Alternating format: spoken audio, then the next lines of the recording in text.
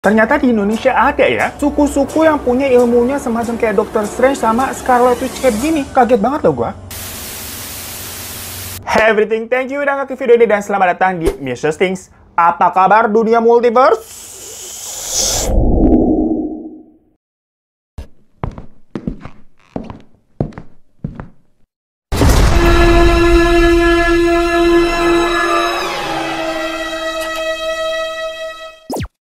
Gengs, Cici apa ya Mori? Ya, Cimori.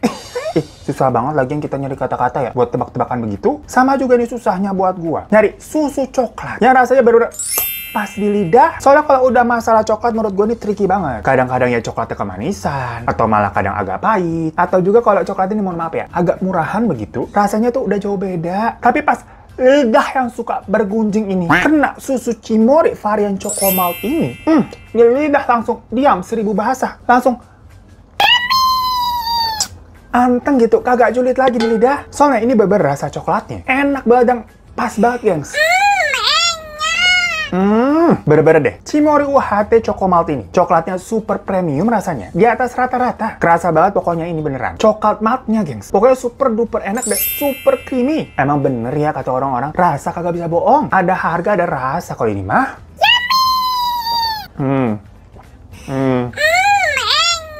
Enak banget, sepuas itu deh pokoknya sama rasa coklatnya ini. Tapi yang gue sebelin ya, stoknya nih di supermarket suka habis kalau kita lagi ngidam. Ya soalnya emang katanya emang udah seketernal itu. Kalau susu UHT Cimori rasa Choco-Malt ini tuh seenak itu rasa coklatnya. Jadi kadang suka rebutan. Kalau misalkan lagi di Alfamart atau Indomaret, sikut-sikutan gitu, berasa lagi rebutan minyak goreng nih buat beli susu UHT Cimori yang Choco-Malt ini. Makanya jangan gua, kalau misalkan kalian kebetulan ngeliat nih ada varian Choco-Malt nangkring tuh di etalase kulkas Alfamart atau Indomaret, jangan pikir dua kali deh. Karena kesempatan tidak selalu datang dua kali. Langsung ambil nih, borong, biar kagak nyesel, kagak kehabisan. Enak banget soalnya ini mewah banget rasa coklatnya. Gengs, waktu itu kan kita udah pernah bahas mengenai suku-suku yang ada di Indonesia. Ya, banyak banget kemisteriusannya. Karena kan paham dari negara kita sendiri, itu Bhinneka Tunggal Ika. Yang emang seberagam dan sebanyak itu. Jadi kita nih harus punya toleransi yang tinggi. Yang kagak boleh seenak jidat lu. Karena di mata Tuhan, kita semua sama. Walaupun kalau liriknya lagunya tuh Ziva, bilangnya kan, Tuhan memang satu, kita yang tak sama.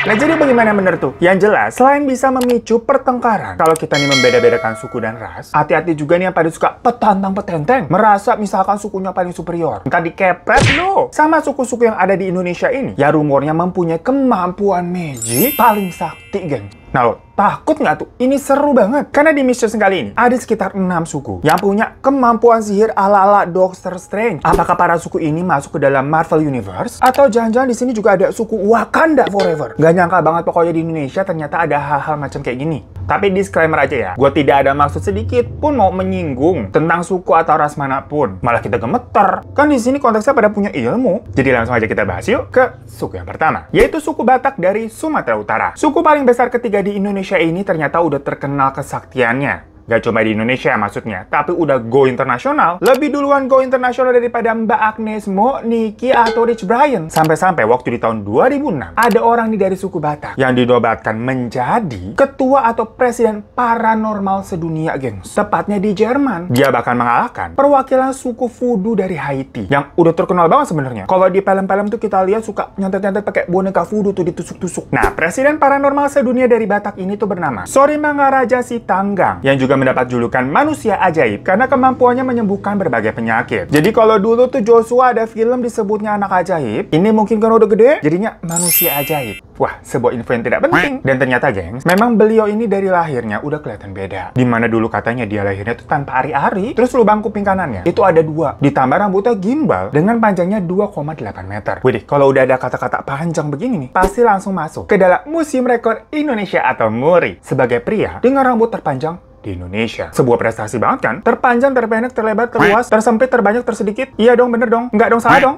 Tapi sayangnya, beliau ini sudah tutup usia di tahun 2018 kemarin. Karena ya memang sesakti-saktinya manusia, kalau udah urusan umur, tetap itu urusan sama Tuhan. Lagi-lagi, Tuhan memang satu, kita yang tak sama.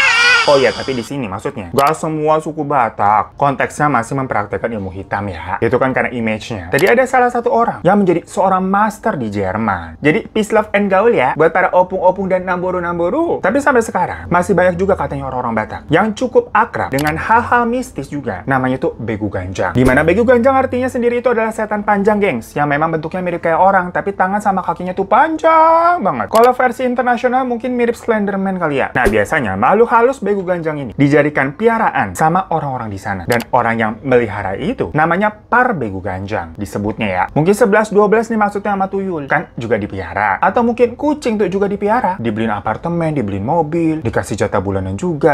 Nah, menurut ceritanya, Begu Ganjang tuh ditakutin banget. Karena konon katanya, orang yang habis ngelihat sosok ini, itu dipercaya bakal meninggal setelah beberapa hari kemudian, gengs. Jadi orang-orang menganggap setan panjang ini semacam bisa mencabut nyawa gitu. Dan biasanya, si para Begu Ganjang atau pemiliknya, itu akan mengirim makhluk piaranya tadi ke orang yang memang mereka benci. Jadi keinget Death Note ya kalau begitu ya. Setan kan juga tinggi panjang tuh. Makanya tadi dibilang, lu jangan petantang-petenteng deh sama orang lain gitu. Kita juga maaf-maaf ya kalau ada salah-salah kata ya. Jangan dikirimin aneh-aneh. Kalau dikirimin sama transferan, cuma nggak apa-apa, kita terbuka dengan tangan yang lebar gitu.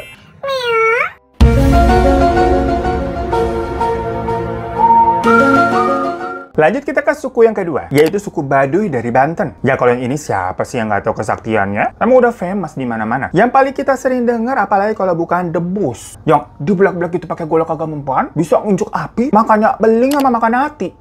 Nah, tapi ternyata gak cuma ilmu kayak debus aja, geng, yang bisa dilakukan sama para suku Baduy ini. Karena mereka bisa dibilang, itu juga jago ngeramal masa depan. Sampai memakai ilmu santet dan pelet. Wih, ini fix lawan terberatnya Scarlet Witch nih kalau begini nih. Sampai-sampai emang banyak orang yang datang sengaja gitu ke Baduy untuk berguru alias ngilmu. Yang tujuannya macam-macam. Mulai dari yang bener, biar bisa melindungi diri sendiri. Sampai buat ngejambret juga. Pokoknya tinggal pilih aja sesuai kebutuhan. Karena ilmu kesaktian dari daerah Banten ini itu memang terbagi menjadi dua golongan. Ada ilmu yang putih, berasal dari kiai atau ulama, dan ada juga ilmu hitam, yang asalnya dari dukun atau jawara pedalaman. Dan ilmu dari Baduy ini terkenal mematikan, gengs. Jadi katanya, kalau orang udah kena sihir atau santet dari suku Baduy, bakal susah banget disembuhinnya. TBL nggak tuh? Tapi yang bikin lebih TBL lagi, kekuatan itu nggak cuma bisa menyakiti orang lain, melainkan si pemilik kekuatannya juga bisa kena alias kena batunya. Misalnya nih, kalau dia melanggar adat istiadat dari suku Baduy, kayak kemana-mana dia naiknya mobil gitu, padahal harusnya jalan kaki, bisa-bisa orang itu akan langsung kena penyakit yang misterius. Ya istilahnya karena ngelanggar pantangan lah ya. Macam kalau pakai susu, terus nekat makan sate dari ujungnya kan katanya kagak boleh tuh. Cuman walaupun image dari ilmu mereka itu ngeri ya, tapi sebenarnya orang Baduy terkenal ramah dan kalem, gengs. Pokoknya selama kita kagak nyari masalah, mereka juga akan baik-baik aja kok. Jadi kita damai-damai aja ya. Lagi-lagi peace, love, and gaul. Nah, kalau disuruh pilih, berarti kalian mau bergurunya sama Dr. Strange ilmu putih atau Scarlet Witch ilmu hitam? Komen di bawah ya.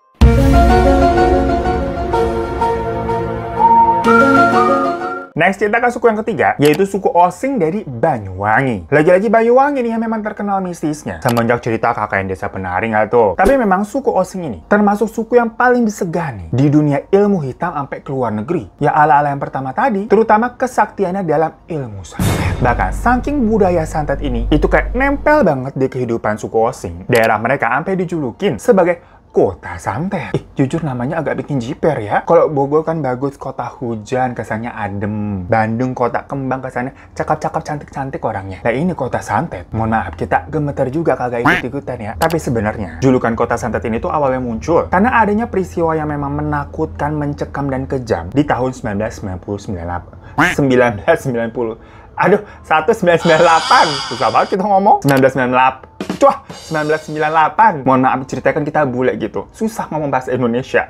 Yang dikenal juga sebagai tragedi santet Banyuwangi. Jadi waktu itu sekitar ada 100 orangan lah yang memang hilang dan mati secara misterius. Dengan cara yang sadis-sadis juga karena mereka ini dianggap sebagai dukun santet. Kita pernah bahas ya, seru banget kalian bisa nonton video yang ini nih. Nah, tapi ilmu santet di Banyuwangi sendiri itu dibagi menjadi 4 jenis, geng. Yang masing-masing fungsi serta cara kerjanya beda-beda juga. Jenis yang pertama, itu ada santet hitam yang memang sering dipakai buat media kejahatan. Misalkan kayak buat balas dendam. Nah, santet hitam ini gak cuma bisa bikin korban saudaranya yang meninggal. Tapi sampai harta benda aja juga bisa dihabisin. Lalu jenis yang kedua, itu ada yang disebut santet merah. Kalau santet jenis ini sebenarnya bisa juga dipakai buat balas dendam. Tapi nggak sampai bikin orang yang telah disantet itu meninggal kayak yang tadi tuh santet hitam. Biasanya memang tujuannya untuk santet merah ini biar korban itu tersiksa secara batin. Yang lama-lama bisa bikin fisik dan jiwa raganya tuh sakit kayak jadi gila. Tapi nggak sampai die. Istilahnya berarti kalau santet hitam itu tadi karetnya 2, kalau santet merah ini karetnya 1 gitu. Ketoprak kali. Ada lagi deh jenis yang ketiga, yaitu santet kuning. Yang mana mantranya pakai ketulusan hati biar bikin nih orang misalkan kesem-sem suka sama kita. Ya agak-agak mirip pelet kira-kira. Dan jenis yang terakhir yang keempat itu santet putih. Kalau ini memang justru dipakai buat netralisir atau nyembuhin ilmu santet dari yang hitam sama merah tadi tuh yang jahat-jahat. Selain itu, santet putih ini juga bisa melancarkan usaha biar tambah cuan. Jadi cukup berwarna-warni ya dunia santet ini. Kalau kalian sukanya warna apa? Yo, jangan pilih warna lilac atau baby blue ya, gue getok lo. Kagak ada warna yang menye-menye begitu. Ini bukan ilmu santet cabang Korea.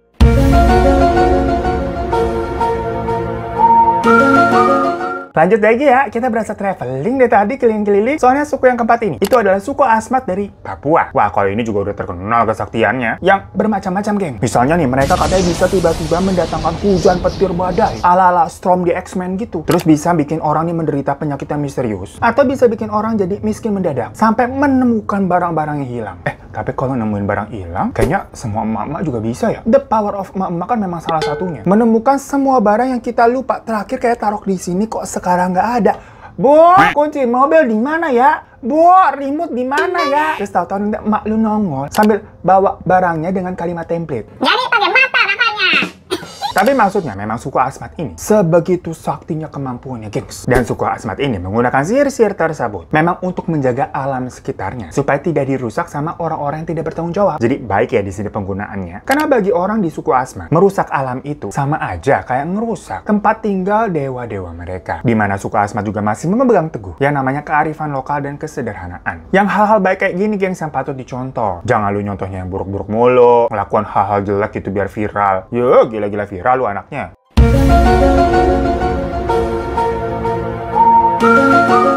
Oke, kita lanjut ke suku yang kelima. Ada suku Kajang dari Sulawesi Selatan. Suku Kajang yang tinggal di pedalaman Kabupaten Bulukumba ini percaya kalau mereka tinggal di tanah yang pertama diciptakan sama Tuhan di muka bumi. Makanya daerah mereka itu disebut Tanah Toa, yang artinya tanah tertua. Jadi kayak the OG-nya tanah gitu. Nah, suku ini terkenal banget dengan ciri-ciri mereka yang suka pakai baju serba hitam dari ujung kepala sampai ujung kaki. Dengan filosofi memang warna hitam menurut mereka itu melambangkan kesederhanaan, kesetaraan, dan juga kematian yang memang bisa datang kapan saja. Tapi yang namanya ilmu hitam mereka tetap aja bikin gemeter. Ilmu sakti yang mereka punya itu disebut dengan istilah ilmu doti kajang, yang bisa bikin nyawa orang ini langsung hilang seketika. Ala-ala kalau Harry Potter udah ngeluarin mantra Abracadabra begitu. Mereka juga punya ilmu kebal. Bahkan mereka katanya bisa melembekkan kepala manusia nih sampai jadi kayak ayam presto, gengs, itu lembek gitu. Ngeri kan? Ayo, siapa nih suka ngeyel kepala batu? Mungkin mau dilembekin kepalanya biar kayak squishy, di cemek begitu yang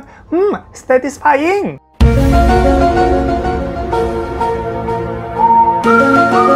Akhirnya kita ke suku yang keenam atau suku yang terakhir nih, gengs. Dan udah pasti juga kalian sering dengar nih kesaktiannya. Tidak lain dan tidak bukan adalah suku Dayak dari Kalimantan. Emang sih kalau kita udah ngomongin soal ilmu hitam, nggak bisa deh terlepas kita ngomongin dari ilmu suku Dayak. Cerita soal mereka bisa ngirim guna-guna atau ilmu pelet mah udah umum ya, udah didengar di mana-mana. Tapi tahu nggak, geng? Salah satu ilmu mereka yang paling terkenal sekaligus paling nyeremin itu adalah ilmu mandau terbang. Mandau sendiri itu adalah senjata tradisional Kalimantan yang khususnya dipakai sama suku Dayak. Jadi mandau terbang itu bisa nyangsang terbang sendiri menuju ke tempat Anda. Bisa begitu ya? Itu senjata ada bluetooth-nya, ada drone-nya, apa bagaimana bisa terbang sendiri? Nah, katanya nih, kalau orang Dayak misalkan punya musuh, mereka nggak perlu capek-capek ngejar musuhnya begitu. Lah, repot amat katanya. Tinggal kirim mandau terbang aja, sambil rebahan di rumah. Terus nanti mandau terbang itu akan mendebas kepala musuhnya sendiri. Pes gitu. Waduh. Sebuah inovasi yang memudahkan manusia tapi ngeri ya. Macam GoFood tinggal rebahan, tapi yang datang bukan mandau ya, melainkan mantau tuh, enak banget hangat-hangat. Ih, mantaunya Imperial Kitchen enak kali ya ntar ya buat makan siang.